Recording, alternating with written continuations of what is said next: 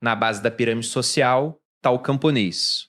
O dia começa antes do amanhecer, pois o sol não espera por ninguém, e muito menos o Estado. A vida transcorre em uma aldeia escondida nas montanhas, um lugar que não consta em nenhum guia turístico, onde estrangeiros jamais pisam. A casa, feita de concreto e barro, tem o teto furado e o chão de terra batida. A família dorme sob esteiras, o casal, os 2 filhos pequenos e a mãe que passa as noites tossindo sem parar. Não há remédios para o que aflige seus pulmões. Todos os dias, o caminho leva até a fazenda coletiva, que não pertence a ninguém em particular. A terra, as plantações, as ferramentas, até os sapatos nos pés, tudo é propriedade do Estado. Se os calçados se desgastarem antes do previsto, haverá cobrança. 200 famílias trabalham juntas no mesmo terreno, cultivando arroz, milho e batatas. As metas de produção são definidas por burocratas em Pyongyang, homens que nunca sujaram as mãos na terra. Os números que impõem não têm relação com a realidade. O solo está esgotado, não há adubo e os equipamentos quebraram há anos, sem peças para conserto. Mas isso não importa. A cota é a cota. Na primavera, planta-se, reza-se pela chuva, no outono, colhe-se. E tudo é entregue. 70%, às vezes mais, vai para o Estado. O restante é dividido. Primeiro o funcionário local, depois os militares, e em seguida o partido. O que sobra, se sobrar, é da família. Em alguns anos, quase nada. Nos períodos de fome, aqueles que o governo insiste que nunca existiram, a fome era real.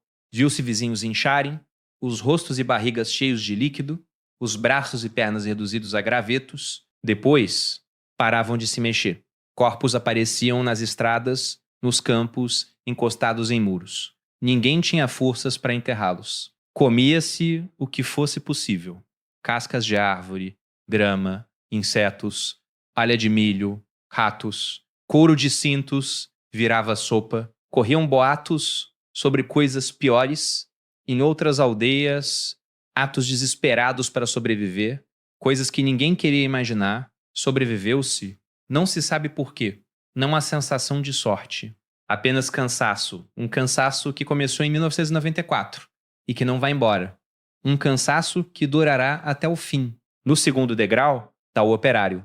A moradia fica em uma cidade cinzenta, erguida pelos soviéticos nos anos 1960. Prédios idênticos de concreto, desgastados pelo tempo, manchados pela poeira de décadas, se estendem em todas as direções. O apartamento fica no 4º andar, sem elevador. As escadas cheiram a repolho e cimento úmido. 3 cômodos abrigam toda a família. Na parede, os retratos de Kim Il-sung e Kim Jong-il são limpos todas as manhãs, antes de qualquer outra tarefa. Poeira nos quadros é crime político. A qualquer momento, o inspetor do Comitê de Vigilância do bairro, o Imin-ban, pode aparecer. Há 14 anos, trabalha-se na mesma fábrica têxtil, produzindo uniformes para os militares. A máquina que opera é mais velha que o próprio operário e quebra constantemente. Quando isso acontece, a produção para e alguém é responsabilizado. Aprendeu-se a consertá-la com pedaços de metal e arame, pois esperar pelas peças oficiais é esperar para sempre. Os turnos duram 12 horas, às vezes 14, às vezes 16, quando há uma campanha de produção, o que sempre acontece. O líder supremo declarou este o ano de alguma coisa, o ano da autossuficiência, o ano do espírito revolucionário, o ano do slogan que estamparam nas faixas. Todo ano é o ano de trabalhar mais por menos. O salário é pago em wons, a moeda norte-coreana, mas seu valor é quase simbólico. O Estado fornece o apartamento, as rações e a educação dos filhos.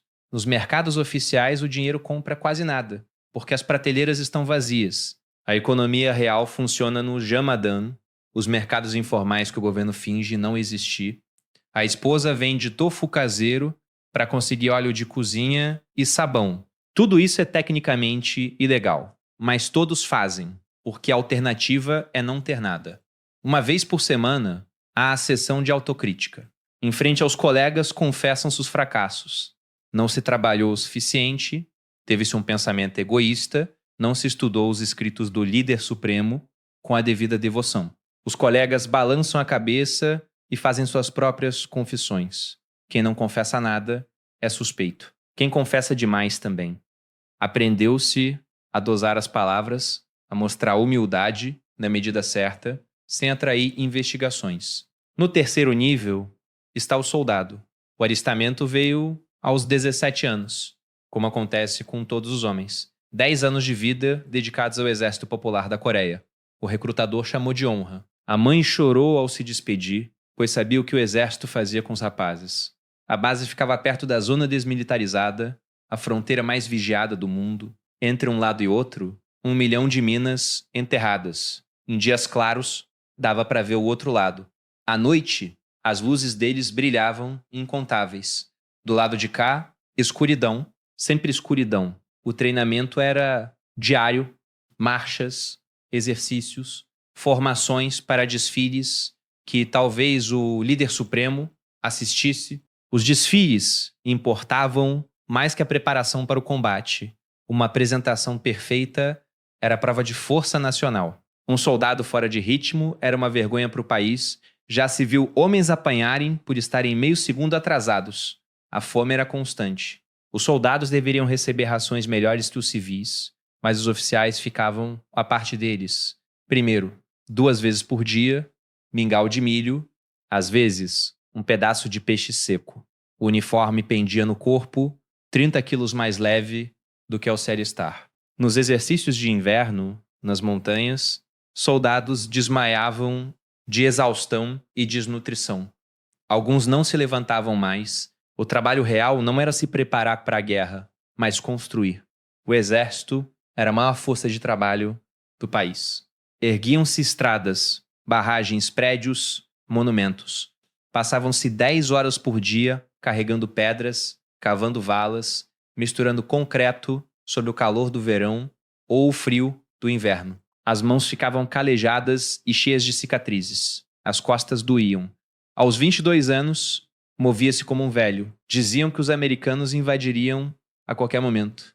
Ouviam isso desde que nasceram. Os americanos estão chegando. Os americanos planejam um ataque. Só o líder supremo e o Exército Popular da Coreia impediam a aniquilação da nação. Acreditava-se nisso quando era mais novo. Agora, não se sabe mais no que acreditar, mas essa dúvida é trancada em um lugar tão fundo que, na maioria dos dias, nem se encontra. A dúvida é a arma mais perigosa da Coreia do Norte, mais letal que qualquer bomba, e está apontada para si mesmo. No quarto patamar está o professor. Leciona em uma escola primária de uma cidade de porte médio.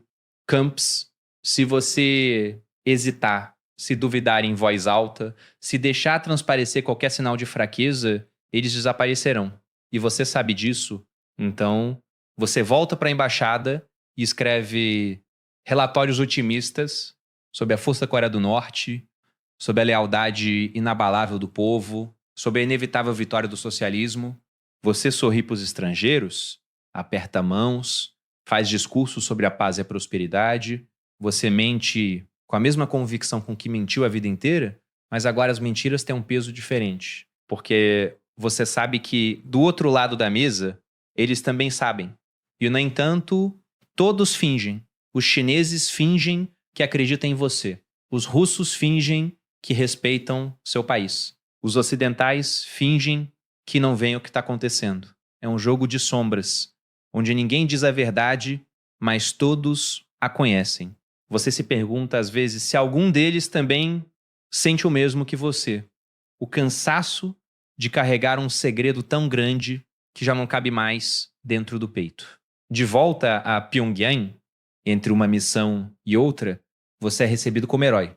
Fotografias suas aparecem nos jornais, apertando mãos com dignitários estrangeiros. Seu filho estuda em uma das melhores escolas da capital. Sua esposa usa roupas importadas. Sua família tem acesso a alimentos que a maioria dos norte-coreanos nunca viu. Você é recompensado por sua lealdade. Mas a recompensa é também uma corrente. Quanto mais alto você sobe, mais difícil é descer. Quanto mais privilégios você tem, mais a perder. E, no fundo, você sabe que não é um herói, é apenas mais um prisioneiro com uma cela maior e uma vista melhor.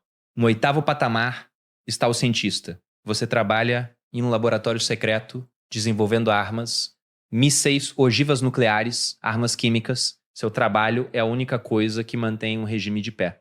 Sem o medo que vocês produzem, a Coreia do Norte seria apenas mais um país pobre, ignorado pelo mundo. Você sabe disso e, no entanto, você trabalha não por lealdade, não por convicção, mas porque é a única coisa que sabe fazer. Você foi treinado na Rússia, na China, talvez até em algum país ocidental, antes de ser chamado de volta. Você entende de física, de engenharia, de balística. Você sabe que os mísseis que vocês testam nem sempre funcionam, que as ogivas são instáveis, que as armas químicas podem vazar e matar seus próprios soldados. Mas você não diz nada, porque dizer algo seria traição, e traição é morte. Seus colegas desaparecem às vezes. Um dia estão lá no laboratório, no dia seguinte sumiram. Ninguém pergunta, ninguém comenta. Você continua trabalhando. Você calcula trajetórias, ajusta equações, assina relatórios que serão lidos apenas por meia dúzia de homens no topo da hierarquia. Você sabe que seu trabalho matará pessoas. Talvez milhares, talvez milhões, mas você não pensa nisso. Ou, se pensa, tranca o pensamento no mesmo lugar onde guarda todas as outras verdades inconvenientes. Porque, no fim das contas, você também é apenas mais uma engrenagem. E engrenagens não têm consciência. No 9º patamar está o artista. Você pinta retratos dos líderes, esculpe estátuas, compõe hinos. Sua arte é propaganda, mas você a faz com maestria. Você sabe que Kim Jong-un gosta de música ocidental, que tem uma coleção secreta de filmes americanos, que admira a arquitetura de Dubai. Mas você não pode pintar nada disso. Você pinta o que lhe mandam pintar. O líder supremo inspecionando fábricas, o povo marchando em uníssono, os soldados erguendo fuzis para o céu. Você pinta a Coreia do Norte como ela deveria ser, não como ela é. E, no entanto, em algum canto do seu ateliê, escondido de todos, você faz esboços do que vê quando caminha pelas ruas. Crianças com barrigas inchadas, velhos curvados sobre carrinhos de mão, soldados famintos pedindo esmolas. Você guarda esses desenhos em uma gaveta trancada. Um dia, talvez, alguém os encontrará. Ou talvez não. Talvez eles se percam, como tudo mais que não serve ao regime. No 10º e último patamar está o próprio líder supremo. Você é Kim Jong-un. Você nasceu no topo, mas isso não significa que esteja seguro. Seu pai lhe ensinou que até mesmo os deuses podem cair. Seu avô lhe mostrou que a lealdade é uma moeda que se desvaloriza com o tempo. Então você governa pelo medo. Você executa generais, prende tios, expurga oficiais. Você mantém seu povo na escuridão porque a luz é perigosa. Você alimenta o culto à personalidade porque é a única coisa que o mantém no poder. Você sabe que o país está quebrado, que as sanções apertam, que o povo passa fome, mas você não pode admitir isso, porque admitir seria o fim. Às vezes, à noite, quando os relatórios do dia já foram lidos e os assessores foram dispensados, você fica sozinho no seu palácio. Você olha pela janela e vê as luzes de Pyongyang, poucas e fracas, como estrelas moribundas. Você pensa nos campos de prisioneiros, nos soldados desertores, nos cientistas que trabalham até a exaustão. Você pensa em todos os que estão abaixo de você, em todos os patamares, carregando o peso de uma mentira que já não convence nem a eles mesmos. E por um momento, você se pergunta se tudo isso vale a pena. Mas a dúvida dura apenas um segundo, porque você sabe que, se parar de acreditar, o sistema inteiro desmorona. E com ele, você. Então você apaga a luz e vai dormir. Amanhã haverá mais um dia de mentiras para contar, mais um dia de medo para espalhar, mais um dia de poder para manter e repetindo as palavras que lhes foram ensinadas desde o berço. O líder é o sol que nunca se põe, dirão os professores, enquanto o bebê agora uma criança, aprende a erguer os braços em saudação, antes mesmo de saber o que é liberdade. A escola será um lugar de hinos e juramentos, onde a história do país é contada como uma epopeia sagrada e qualquer pergunta fora do roteiro é recebida com silêncio ou punição. Os livros didáticos terão páginas coladas, capítulos reescritos, fotografias alteradas. A verdade será um quebra-cabeça cujas peças só se encaixam se você fechar os olhos para as lacunas. Aos 10 anos, a criança já saberá recitar os 10 princípios do sistema ideológico monolítico de cor. Saberá que o mundo lá fora é um lugar hostil, povoado por inimigos que cobiçam sua terra e sua alma. Saberá que a fome é uma prova de lealdade, que a obediência é a única moeda que compra segurança. E, se tiver sorte, saberá também que existe um lugar chamado Coreia do Sul, onde as pessoas comem 3 vezes ao dia, têm carros e assistem a filmes sem permissão. Mas essa informação virá acompanhada de uma advertência? Lá, as pessoas são escravas do capitalismo. Lá, os pais abandonam os filhos e os velhos morrem sozinhos nas ruas. A criança acreditará, porque não tem outra escolha, porque a dúvida é um luxo que só os mortos podem se dar. Aos 15, ela será convocada para o serviço militar. Os meninos passarão 10 anos em quartéis, aprendendo a manejar armas que nunca usarão em combate, marchando em desfiles que celebram vitórias que nunca aconteceram. As meninas serão designadas para fábricas ou fazendas coletivas, onde trabalharão de sol a sol por rações que mal sustentam um corpo em crescimento. Alguns serão enviados para as minas de carvão, onde o ar é espesso com poeira e o barulho das picaretas ecoa como um relógio contando os dias que faltam para a morte. Outros terão a sorte de ser selecionados para trabalhar no exterior, na Rússia, na China, no Oriente Médio, enviando dinheiro para o Estado em troca de uma vida um pouco menos miserável. Mas mesmo esses saberão que seus passaportes serão confiscados, que suas famílias ficarão como reféns, que um passo em falso significará deportação e prisão. Aos 25, a maioria já terá esquecido como é sonhar.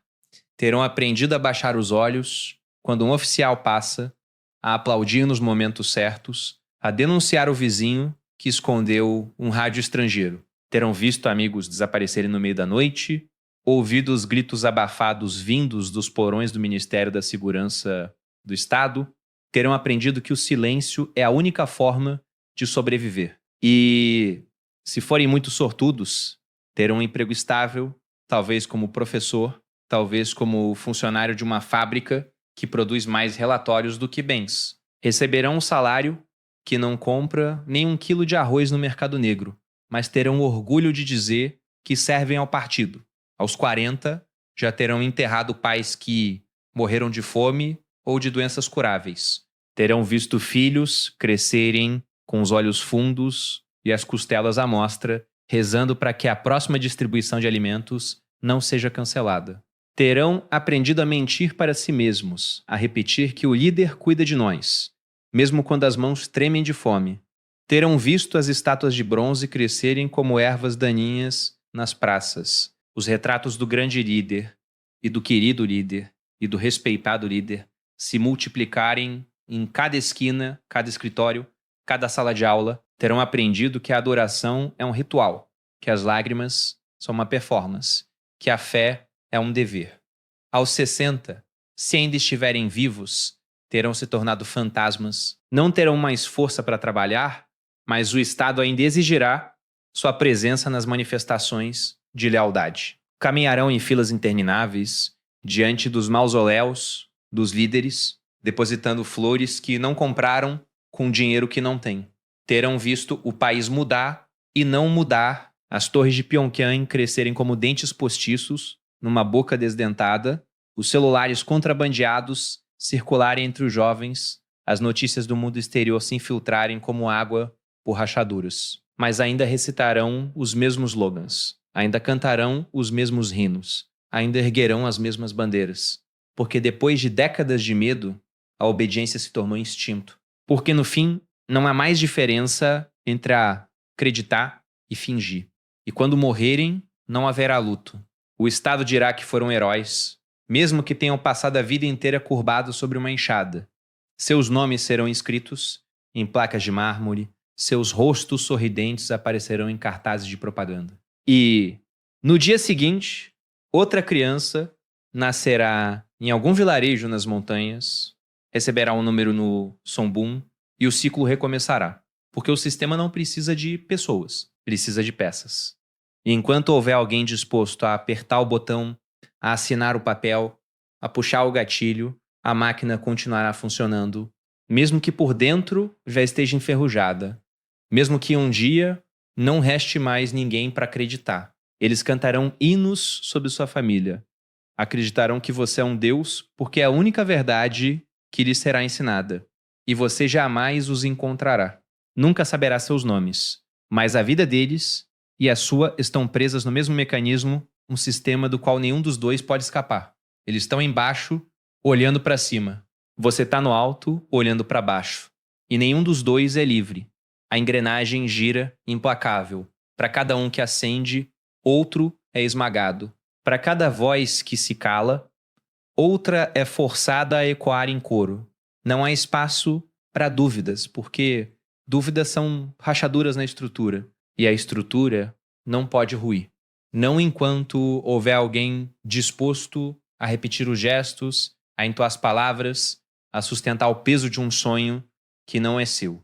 Porque, no fim, o sistema não se importa com deuses ou súditos. Só precisa que todos continuem acreditando que a ordem é eterna. Mesmo que, por dentro, já esteja